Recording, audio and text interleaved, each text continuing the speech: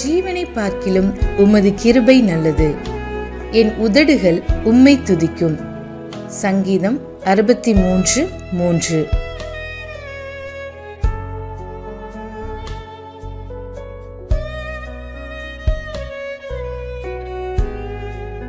Because thy loving kindness is better than life, my lips shall praise thee.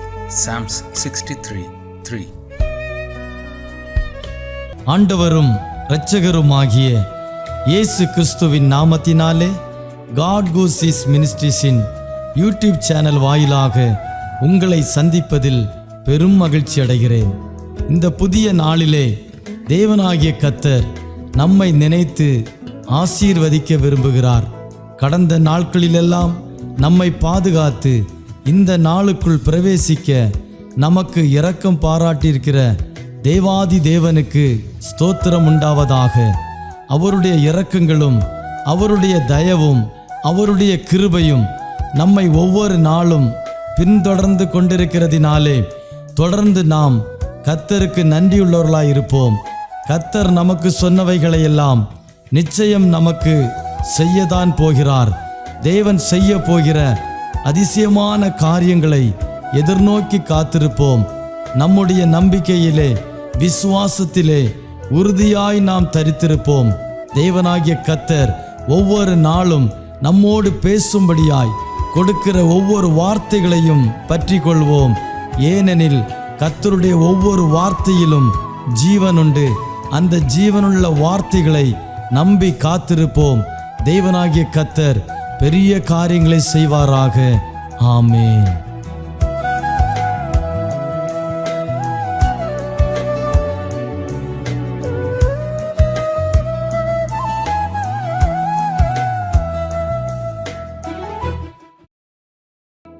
ദൈവത്തിൻ്റെ അതിപരിശുദ്ധമായ നാമം വാഴ്ത്തപ്പെടുമാറാകട്ടെ. God goes east മിനിസ്ട്രിയുടെ ഡയറക്ടറായിരിക്കുന്ന ഡോക്ടർ തോമസ് സാർ, തന്നോടുകൂടെ ഈ മഹത്വമേറിയ ശുശ്രൂഷയിലായിരിക്കുന്ന ബഹുമാന്യരാകുന്ന ദൈവദാസന്മാർ, ഈ മാറ്റമില്ലാത്ത തിരുവചനത്തെ ശ്രവിക്കുന്ന എല്ലാ ശ്രോതാക്കൾക്കും വീണ്ടും വരുന്നവനാകുന്ന യേശുക്രിസ്തുവിൻ്റെ നാമത്തിലുള്ള സ്നേഹത്തെയും വന്ദനത്തെയും അറിയിക്കുകയാണ്. ഇന്നത്തെ നമ്മുടെ വചനചിന്തയ്ക്ക് ആധാരമായി സങ്കീർത്തനങ്ങളുടെ പുസ്തകം 29-ാം അധ്യായം 4-ാം വാക്യം, യഹോവയുടെ ശബ്ദം ശക്തിയോടെ മുഴങ്ങുന്നു, യഹോവയുടെ ശബ്ദം മഹിമയോടെ മുഴങ്ങുന്നു. ദൈവത്തിൻ്റെ ശബ്ദം ശക്തിയോടെ മുഴങ്ങിയപ്പോൾ സൃഷ്ടിതാവായിരിക്കുന്ന ദൈവം തൻ്റെ ശബ്ദം കൊണ്ട് ഉണ്ടാകട്ടെ എന്നുള്ള തൻ്റെ ആ സർവശക്തിയുള്ള ശബ്ദത്തിൻ്റെ മുന്നിൽ തൻ്റെ തിരുഹൃദയത്തിൽ എന്താണോ മറഞ്ഞിരുന്നത്, ആ മറഞ്ഞിരുന്നത് ആ ശബ്ദത്തിൽ കൂടെ പുറത്തു വന്നപ്പോൾ അതൊരു സൃഷ്ടിപ്പായി തീരുവാണ്ടക്കവണ്ണം ഇടയായി തീർന്നു. ഉണ്ടാകട്ടെ എന്നുള്ള ആ വാക്കിൻ്റെ മുന്നിലാണ് നാം ഇന്ന് കാണുന്ന സകലതും ഉളവാകുവാനായിട്ടിടയായി തീർന്നത്. ദൈവത്തിൻ്റെ ശബ്ദം ഇല്ലാത്തതിനെ വിളിച്ചു വരുത്തുന്നതാണ്. ദൈവത്തിൻ്റെ ശബ്ദം ജീവൻ ഇല്ലാത്തതിന് ജീവൻ കൊടുക്കുന്നതാണ്. യെഹെസ്കേൽ പ്രവാചകന്റെ പുസ്തകം 37-ാം അധ്യായത്തിൽ നമ്മൾ വായിക്കുന്നതുണ്ട്. യഹോവയാകുന്ന ദൈവം പ്രവാചകനോട് ചോദിക്കുന്നുണ്ട്, അസ്ഥികളുടെ താഴ്വരയിൽ കൊണ്ട് ദർശനത്തിൽ നിർത്തിയിട്ട് ബന്ധം വിട്ടുകിടക്കുന്ന ഈ അസ്ഥികൾ ജീവിക്കുമോ എന്ന് ചോദിക്കുമ്പോൾ എസെക്കിയേൽ പ്രവാചകൻ പറയുന്നത്, കർത്താവേ നീ അറിയുന്നു എന്നാ പറഞ്ഞത്. പ്രവാചകനോട് അവിടെ പറയുന്നത്, നീ ഈ അസ്ഥികളോട് പ്രവചിക്കാൻ പറയുന്നുണ്ട്. പ്രവാചകൻ പ്രവചിച്ചത് തൻ്റെ വാക്കല്ല, മറിച്ച് ദൈവത്തിൻ്റെ ശബ്ദമായിട്ട് പ്രവാചകനെ ദൈവം അവിടെ മാറ്റുകയാണ് ചെയ്യുന്നത്. പ്രവാചകൻ അവിടെ ദൈവത്തിൻ്റെ വായായിട്ട് പ്രവചിച്ചു. 4 കാറ്റുകളോട് പ്രവചിച്ചപ്പോൾ അസ്ഥികളായി ബന്ധം വിട്ടുകിടന്നത് തമ്മിൽ ചേർന്ന് ഒരു സൈന്യമായി അവിടെ നിൽക്കുവാൻ ഇടയായി തീർന്നു എന്ന് തിരുവചനത്തിൽ നമ്മൾ വായിക്കുന്നുണ്ട്. അതായത് ഇല്ലാത്തതിനെ, ഒരിക്കലും പ്രതീക്ഷയില്ലാത്തതിനെ, സാധിക്കത്തില്ലാത്തതിനെ ദൈവം തൻ്റെ വാക്കായി നമ്മളെ ഉപയോഗിക്കുമ്പോൾ, ദൈവം തൻ്റെ വാക്കായി നമ്മളിൽ കൂടെ സംസാരിക്കുമ്പോൾ, ഇന്നും ഇല്ലാത്തതിനെ ഉളവാക്കുവാൻ ദൈവത്തിന് സാധിക്കുമെന്നും ഇല്ലാത്തതിനെ വിളിച്ചു വരുത്തുവാനായിട്ട് സാധിക്കുമെന്നും അതിനെ ജീവനില്ലാത്ത അസ്ഥികളെ ജീവനുള്ളതാക്കി തീർത്തതുപോലെ നമ്മുടെയും ജീവിതത്തിൽ ദൈവത്തിൻ്റെ വചനം ഇന്നും ജീവനും ചൈതന്യമുള്ളതായി വെളിപ്പെടുമെന്നും നാം തിരിച്ചറിയുവാനിടയായി തീരണം. ദൈവത്തിൻ്റെ വാക്ക് ചൈതന്യം ഉളവാക്കുന്നതാണ്. ചൈതന്യരഹിതമായി കിടക്കുന്ന, പ്രസന്നതയില്ലാതെ കിടക്കുന്ന, ഇരുണ്ടുമൂടിക്കിടക്കുന്ന, ഇരുട്ട് ബാധിച്ചു കിടക്കുന്ന വ്യക്തി ജീവിതങ്ങളിലാകട്ടെ, ഭവന അന്തരീക്ഷങ്ങളിലാകട്ടെ, വെളിച്ചമുണ്ടാകട്ടെ എന്ന് കൽപ്പിച്ചപ്പോൾ വെളിച്ചമുണ്ടാക്കിയവൻ ഇരുണ്ട് മൂടിക്കിടക്കുന്ന സാഹചര്യങ്ങളുടെ മധ്യേ ജീവിതം ഇനിയും ഒരിക്കലും ഒരടി പോലും മുന്നോട്ട് പോകത്തില്ല എന്ന് വിചാരിച്ചുകൊണ്ട് പാത അറിയുവാൻ കഴിയാതെ ഇരുണ്ട് കിടക്കുന്നിടത്ത് ദൈവത്തിൻ്റെ ശബ്ദം വെളിച്ചമായി അത് തീരുവാനായിട്ടിടയായി തീരുമെന്ന് നാം തിരിച്ചറിയണം. അതായത് ദൈവത്തിൻ്റെ ശബ്ദം ചൈതന്യരഹിതമായിരിക്കുന്നിടത്ത് പ്രസന്നത കൊടുത്ത്, വെളിച്ചം കൊടുത്ത് ചൈതന്യം ഉളവാക്കുന്നതാണ് എന്ന് നാം അറിയണം. അതായത് ദൈവത്തിൽ ആശ്രയിക്കുന്നവർക്ക് വേണ്ടി ദൈവം ശക്തിയോടെ ഇന്നും തൻ്റെ വചനത്തിൽ കൂടെ സംസാരിക്കുന്നു.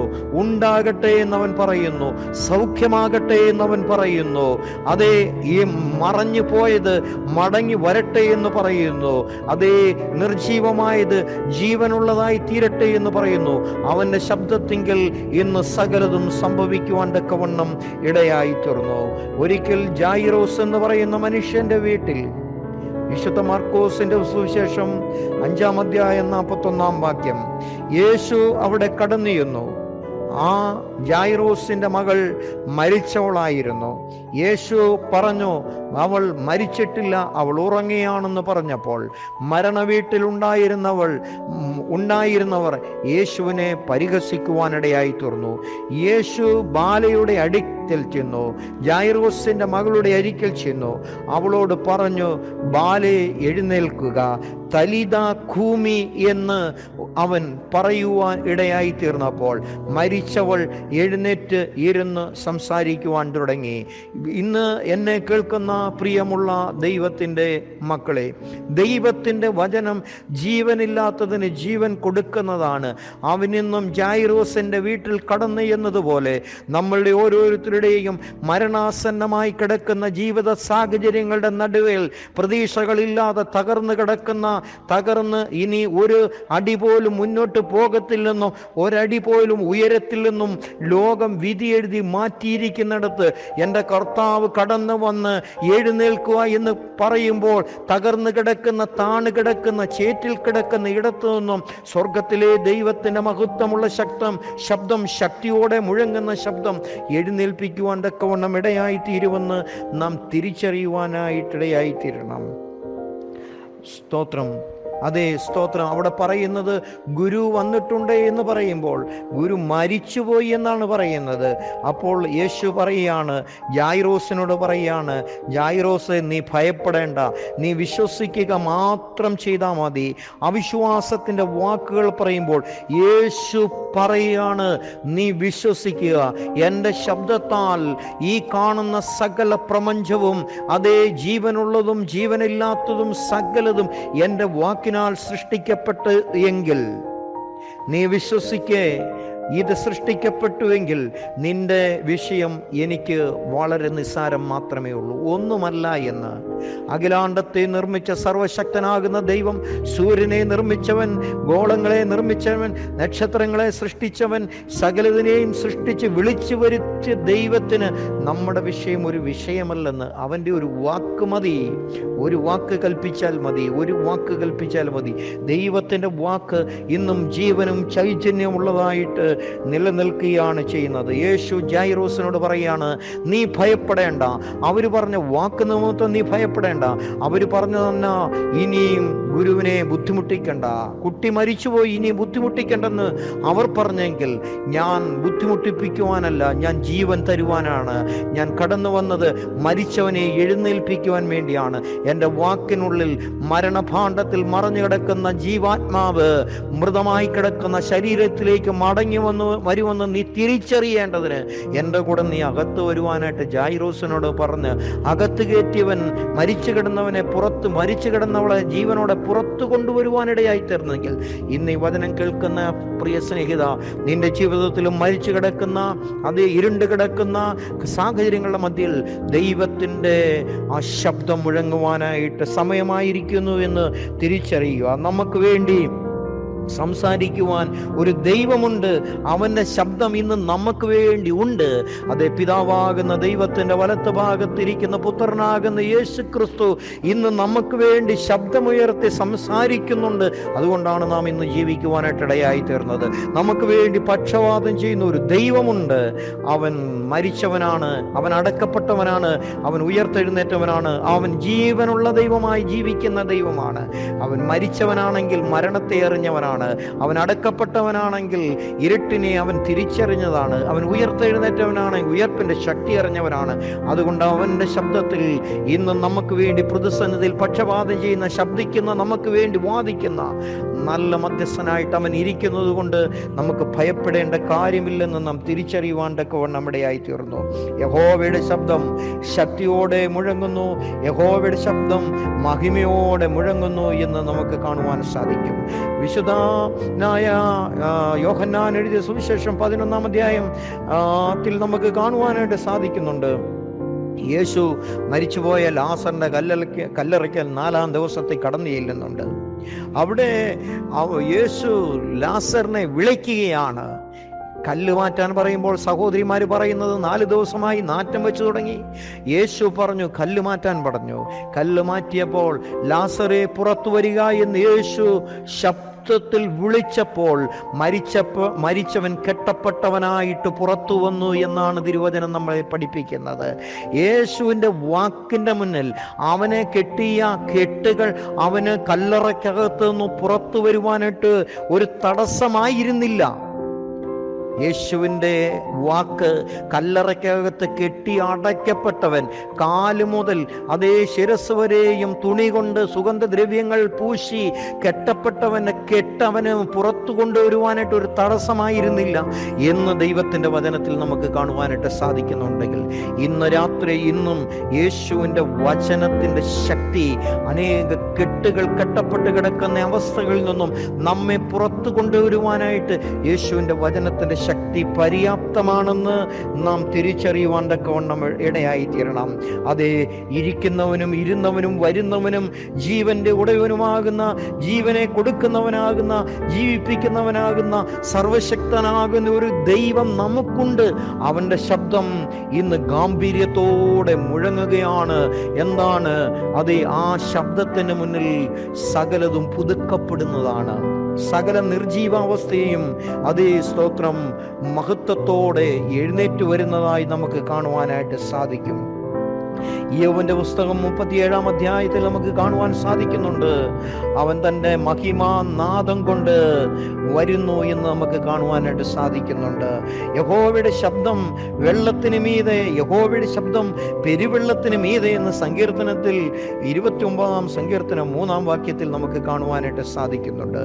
അതേ, ഗദരദേശം എന്ന് പറയുന്ന ദേശത്തേക്ക് ഒരു ഭൂതഗ്രസ്തനെ പുറത്തിനെ സൗഖ്യമാക്കുവാൻ കടന്നു പോകുന്ന യേശു കടന്നു പോകുമ്പോൾ, മാർക്കോസ് സുവിശേഷം 5-ാം അധ്യായം 39-ാമത്തെ വാക്യത്തിൽ അവർ കടന്നു പോകുന്ന പടക് അതേ തകർന്ന് വെള്ളം വള്ളത്തിനുള്ളിൽ കയറി കാറ്റുലച്ചു കൊണ്ടിരിക്കുമ്പോൾ യേശു എഴുന്നേറ്റ് നിന്നുകൊണ്ട് കാറ്റിനെ ശാസിച്ചു, കടലിനോട് അനങ്ങാതിരിക്കുക, അടങ്ങുക എന്ന് പറഞ്ഞപ്പോൾ അതെ, അവിടെ നമുക്ക് കാണുവാൻ സാധിച്ചത് കടല് അടങ്ങി, കാറ്റ് ശാന്തമായി എന്ന്. ഇന്നും പ്രിയമുള്ളവരെ, നമ്മുടെ ജീവിതത്തിൽ കാറ്റുകളും തിരമാലകളും അടിച്ചുയരുമ്പോൾ യേശു അതിൻ്റെ നടുവിലുണ്ട്, അവൻ പടയിലുണ്ട്. അവൻ ഉറങ്ങുകയാണെന്ന് നമുക്ക് തോന്നാം. അവൻ ഉണർത്തുന്ന ഇസ്രായേലിൻ്റെ പരിപാലകൻ, ഉറങ്ങാത്തവനായി മയങ്ങാത്തവനായി ഇന്നും നമ്മളോട് കൂടെയുണ്ട്. ആ ദൈവം നമുക്ക് വേണ്ടി തൻ്റെ ശബ്ദം ഇന്നും പുറപ്പെടുവിക്കുന്ന ദൈവമാണ്. ആ ദൈവശബ്ദത്തിനായി കാതോർത്തുകൊണ്ട് അതേ ദൈവീക മഹത്വം കാണുവാൻ ദൈവം നമ്മെ ഇടയാക്കട്ടെ. ഈ വചനങ്ങളാൽ ദൈവം നമ്മെ അനുഗ്രഹിക്കുവാൻ തക്കവണ്ണം ഇടയായിത്തീരട്ടെ.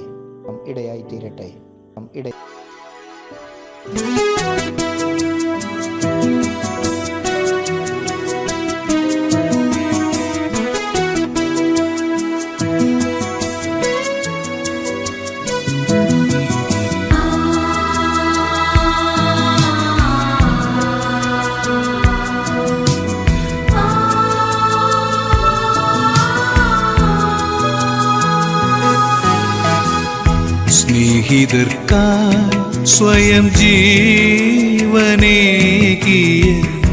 നിത്യമാം സ്നേഹമേ ആരാധന. സ്നേഹിതർക്കായി സ്വയം ജീവനേകിയ നിത്യമാം സ്നേഹമേ ആരാധന. അപ്പമായെന്നും കൂടെ വാഴുന്ന ദൈവമേ നിനക്കെന്നും ആരാധന.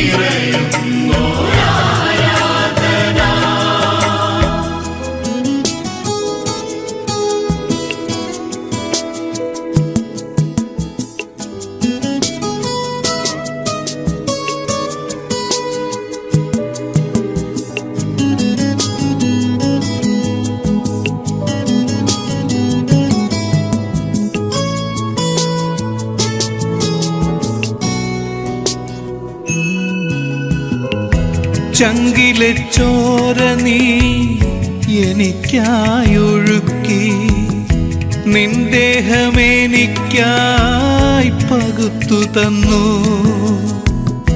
ചങ്കിലെ ചോര നീ എനിക്കായൊഴുക്കി, നിൻ ദേഹമെനിക്കായി പകുത്തു തന്നു. എൻ ഘോര പാപങ്ങൾ നീ പൊറുത്തു, എനിക്കായി കുരിശിൽ നിൻ ജീവനേകി. എൻ ഘോര പാപങ്ങൾ നീ പൊറുത്തു, എനിക്കായി കുരിശിൽ നിൻ ജീവനേകി. എനിക്കായി കുരിശിൽ നിൻ ജീവനേകി.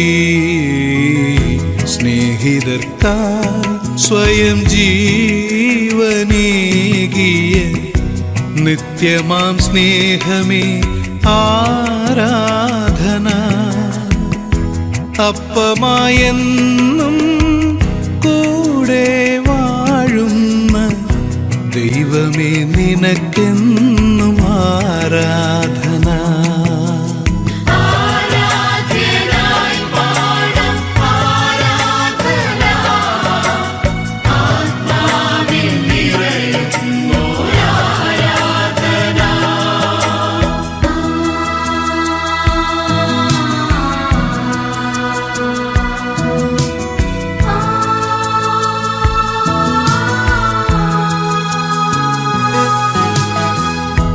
നിന്മാംസരക്തങ്ങൾ ജീവന്റെ ഭോജ്യമായി എന്നുമെന്നുള്ളിൽ വസിച്ചിടുന്നു.